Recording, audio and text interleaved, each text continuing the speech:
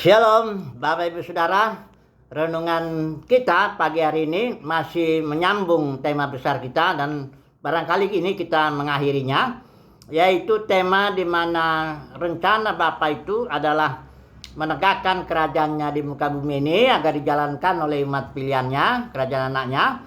Dan maksudnya supaya kita manusia menaklukkan segala sesuatu yang merayap di muka bumi, yaitu kerajaan iblis dan roh-roh jahatnya. Nah, itu semua dilambangkan oleh Taman Eden dan juga akhirnya ke kota Yerusalem baru. Oke, sekarang kita mau belajar satu tema, yaitu Sabat di dalam Taman Eden. Karena Sabat itu artinya kan perhentian ya, perhentian Elohim itu Adam sekalipun dia bekerja di Taman Eden, dia itu mengusahakan memelihara taman ya, dia memberi nama kepada segala makhluk apa sebagainya. Dia itu dalam kondisi istirahat ya, masuk karena itu di situ alam istirahat Elohim, walaupun dalam tahap awalnya ketika manusia masih dicobai kan.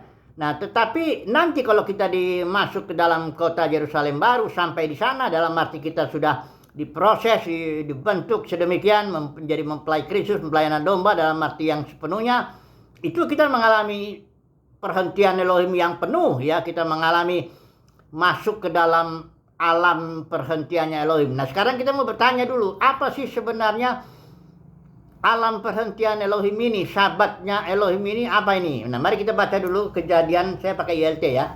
Kejadian 2 ayat yang ke 1 sampai 3. Kita baca mungkin loncat-loncat aja ya. Coba sebentar saya baca ya.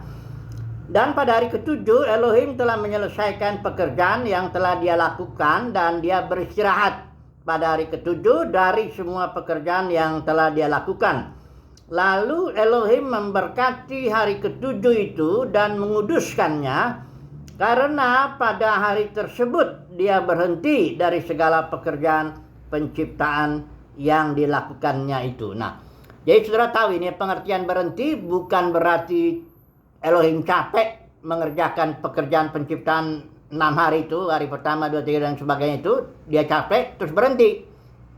Bukan begitu, karena Yesus bilang, Bapakku bekerja sampai sekarang ya, aku pun bekerja juga. Jadi pengertian berhenti bukan berarti beristirahat, bukan berarti tidak bekerja ya. Nah, tapi ini maknanya begini. Elohim itu menciptakan hari pertama, hari kedua itu ada istilah petang pagi, inilah hari pertama. Petang pagi inilah hari kedua, petang pagi dan apa semuanya. Tapi di hari ketujuh itu tidak ada petang pagi. Ya. Jadi hari ketujuh itu hari peristirahat atau perhentian Elohim, itu suatu hari yang tidak ada awalnya, tidak ada akhirnya.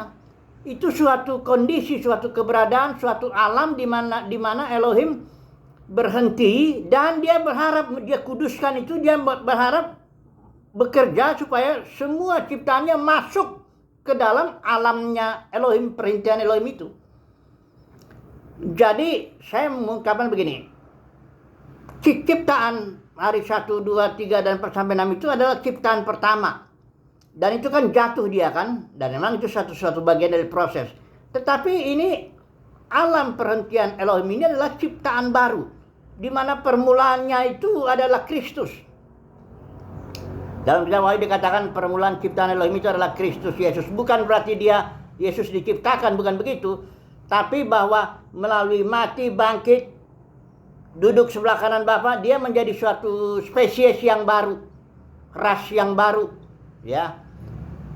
Adam pertama itu dari bumi, Adam kedua ini dari sorga, manusia kedua ini beda, itu ras yang baru, ciptaan baru ya. Nah, alam perhentian Elohim ini adalah Kristus yang adalah ciptaan baru itu, dan Elohim bekerja membawa masuk seluruh ciptaannya ke dalam alam ciptaan baru ini. Itu dikuduskan hari itu supaya seluruh ciptaan masuk ke situ. Nah, begitu ya. Jadi perhentian Elohim, sabatnya Elohim bukan dia berhenti kerja, tapi itu suatu alam, suatu realm ya, alam di mana dia akan bekerja membawa masuk ciptaannya ke dalam alam ciptaan barunya ini, alam perhentian Elohim yang permulaannya adalah Kristus ya. Oke. Nah, Sekarang kepada Israel, Elohim memberikan suatu simbol. Sabat itu, hari Sabtu itu ya. Kau pelihara itu, nggak boleh bekerja. Ya, itu hanya simbol sementara sebelum nanti digenapi. Karena dalam Kolose 2 ayat 17 itu penggenapannya jelas Kristus. Hari Sabat apa semuanya itu udah digenapi Kristus. Dalam pengertian, jadi nggak ada lagi hari Sabat, apalagi Sabat Kristen, hari Minggu, nggak ada lagi. Kita nggak pelihara hari-hari tertentu. Tapi kita setiap hari itu harinya perhentian Elohim dan diharapkan kita bisa masuk. Nanti kita lihat Ibrani ya. Kita bisa masuk ke alam perhentiannya itu. Atau kita langsung aja dulu masuk ke dalam Ibrani pasal 4 ya. Di sini dijelaskan bahwa kita harus berusaha masuk ke dalam alam perhentian Elohim itu. Ini saya baca ya. Ini harusnya dibaca pasal 4 sampai dari ayat 1 itu sampai ke apa? Ke arah yang ke pasal yang ke-11 bahkan ke sampai 16. Tapi kita baca loncat-loncat aja ya. Coba dulu pasal 4 ini ya. Pasal ayat 3 yang saya baca. Sebab kita yang telah percaya. Nah, syaratnya cuma satu. Percaya untuk masuk ke dalam itu, alam perhentian Elohim. Sebab kita yang telah percaya, kita sedang masuk ke dalam perhentian. Seperti yang telah dia katakan. Ya, jadi syaratnya satu ya. Percaya. Kalau kita percaya, kita masuk ke dalam alam perhentian Elohim. Bukan kita berusaha dalam arti jadi malah berjerih payah. Loh, itu namanya ya nggak masuk. Nggak akan masuk ya. Percaya. Cukup ya. Mari saya baca lagi ayat yang ke-9. Jadi masih ditinggalkan suatu sabat perhentian bagi umat Elohim. Sebab siapa yang masuk ke dalam perhentiannya, maka dia telah berhenti dari pekerjaan-pekerjaannya, sama seperti Elohim dari pekerjaan-pekerjaannya. Ingat ya, pengertian berhenti itu bukan berhenti nggak kerja ya, tapi berhenti dalam kondisi di alam perhentian Elohim itu ya. Oke lah, jadi ini memang menjelasinnya jadi agak susah, soalnya berhenti. Kadang-kadang orang kan, Tuhan berhenti apa emang Tuhan capek ya, kan nggak begitu ya pengertiannya. Oke lah. Nah, sekarang ini Israel kan itu simbol ya, disuruh dia Israel, ayo kamu pelihara sabat. Itu tanda perjanjian antara Elohim Yahweh dengan Israel itu sabat. Kalau sunat itu tanda perjanjian Abraham itu ya, Abrahamic covenant biasanya dibilang. Nah, sekarang Israel itu hanya simbol aja. Kamu pelihara sabat ya. Nah, demikian juga perjalanan Israel dari Mesir, padang gurun sampai ke tanah Kanaan itu juga simbol juga. Yang dipimpin Yosua itu sebenarnya simbol peristirahatan. Tanah Kanaan itu simbol aja ya. Bukan berarti orang yang Israel masuk tanah Kanaan berarti dia sudah masuk alam perhentian Elohim, bukan. Tapi itu simbol aja. Supaya kenapa sih kita pakai simbol begitu, Tuhan bikin begitu? Ya supaya kita tahu, kita lihatlah ceritanya ini Israel ini keluar dari Mesir kan. Dia ini mau masuk ke dalam alam perhentian Elohim ini sebagai simbolnya. Tapi mereka kan gagal di padang gurun itu. Dari 600.000 pasukan yang dihitung itu, belum nanti istrinya, anak-anaknya itu total sebenarnya hampir 2 juta itu orang Israel keluar dari Mesir itu. Itu hanya 2 orang yang berhasil masuk. Dari generasi pertamanya, Yosua dengan Kaleb. Nah, yang lain tuh karena berontak, nggak percaya, protes. Pokoknya itulah yang menyebabkan dia nggak masuk ke dalam alam perhentian Elohim yang adalah simbolnya itu, Kanaan itu. Nah, kita juga begini sekarang pelajaran. Simbol itu jadi sesuatu pelajaran. Nah, kalau kita ini berontak, ya tidak percaya intinya lah. Tidak percaya itu ekspresinya banyak. Ya, tidak percaya sebenarnya penyakitnya tidak percaya. Tapi ekspresinya apa gejala ya? Kalau saudara tahu ya penyakit itu ada gejalanya, ada penyakitnya. Nah, penyakitnya itu nggak percaya. Gejalanya itu bersungut-sungut, protes sama Tuhan, rasa nggak puas dengan makanan minuman yang ada Tuhan kasih, nggak puas dengan pakaian yang Tuhan kasih, nggak puas dengan dompet kita ya, nggak puas dengan pasangan kita, dengan anak-anak kita, pekerjaan, semuanya nggak puas, dengan pelayanan pun nggak puas.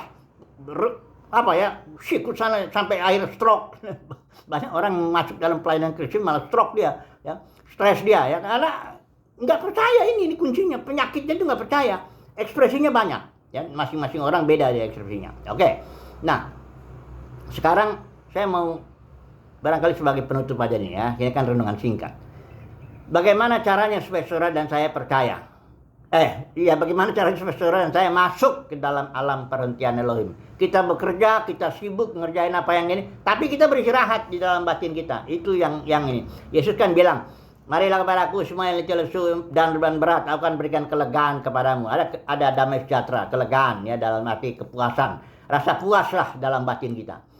Jawabnya ini, kan tadi udah kita dalam percaya. Jangan beragama Kristen. Saya mau kasih, mungkin kaget, jadi saya mau jadi agama apa? Tahu nggak agama itu? Jadi saya jelasin berulang. Agama itu usaha manusia untuk berusaha. Agama Kristen itu cirinya tuh banyak aturannya. Ya ritualnya, hari Minggu harus datang, harus ngasih persembahan begini, harus begini, harus begini. Harus tiap denominasi beda aturannya, tiap organisasi beda, tiap pemimpin agama Kristen beda aturannya apa semua. Bahkan ada aturan yang mencekik leher itu, kayak Niko bikin tuh buah sulung. Ayo bayar tiap Januari ini sini, uang semua uangmu masuk sini. Bulan Februari kau mau makan apa terserah lah kau makan apa. Ada yang memperbudak sedemikian ngeri sekali. Tapi kalau saudara sudah percaya kepada pemimpin agama Kristen, saudara ikutin. Berjadi lelahlah saudara tuh dengan berusaha supaya gimana saya masuk ke dalam. Saudara nggak akan bisa masuk dalam alam perhentian Elohim. Bukan itu jalannya. Ya, kalau mau masuk ke dalam alam perhentian Elohim, satu jalannya percaya. Percaya itu ya bagaimana? Ya kita berdiam diri di hadapan Tuhan. Percaya itu jadi bukan berarti percaya nggak bertindak. Percaya itu artinya kita mendapat kasih karunia, mendapat iman Kristus dalam batin kita. Iman Kristus inilah yang memimpin kita hari lepas hari. Iman itu kan energi Kristus.